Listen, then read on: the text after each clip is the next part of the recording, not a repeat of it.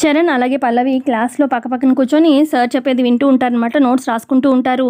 అయితే చరణ్కి దగ్గర అవ్వాలని భువన ఆల్రెడీ ఫిక్స్ అవుతుంది. ఇక చరణ్ ఇష్టపడుతూ ఉంటుంది కదా, తనకి దగ్గరగా ఉంటే ఇక చరణ్ కూడా భువనని ఇష్టపడతాడన్న ప్లాన్తోని చరణ్ వాళ్ళ కాలేజ్లోనే జాయిన్ అవుతుందన్నమాట. భువన ఇక సేమ్ వీళ్ళ క్లాస్లోనే వీళ్ళ గ్రూప్లోనే జాయిన్ అయ్యి ఇక కొంచెం జరుగుతావా అని చెప్పి చరణ్ పక్కన ఖాళీ ఉంటే వచ్చి అడుగుతుందన్నమాట భువన. యా ఓకే అని చెప్పి ఇక ఇటు పల్లవి ఇటు నెక్స్ట్ చరణ్ ఆ తర్వాత భువన అలా వరుసగా ముగ్గురు కూర్చుంటారనమాట బెంచ్లో. ఇక సార్ క్లాస్ చెప్తూ ఉన్నా కూడా భువన మాత్రం సార్ వైపు చూడకుండా క్లాస్ వినకుండా ఇక పక్కనే ఉన్న చరణ్ని అలా చూస్తూ ఉంటుంది. ఇదంతా కూడా గమనిస్తూ ఉంటుంది పల్లవి.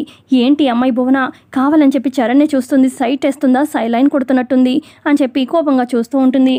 ఇక చరణ్ నువ్వు ఇటు వస్తావా అని చెప్పి పల్లవి అంటుందన్నమాట.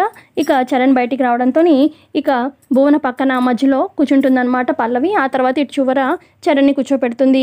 ఏంటి అమ్మాయి కావాలని చెప్పి పల్లవి వచ్చి మధ్యలో కూర్చుంది మా ఇద్దరి మధ్యలో అని చెప్పి కోపంగా చూస్తూ ఉంటుంది భువన.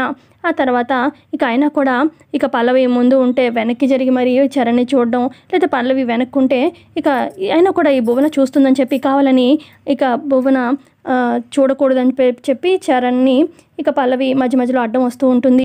సో చూడాలి కమింగ్ ఎపిసోడ్స్లో మరి భువన చరణ్కి ప్రపోజ్ చేస్తుందా, యాక్సెప్ట్ చేస్తాడా చరణ్ ఏంటనేది కమింగ్ ఎపిసోడ్లో తెలుసుకుందాం. వీడియో నచ్చితే లైక్ చేయండి. Thanks for watching.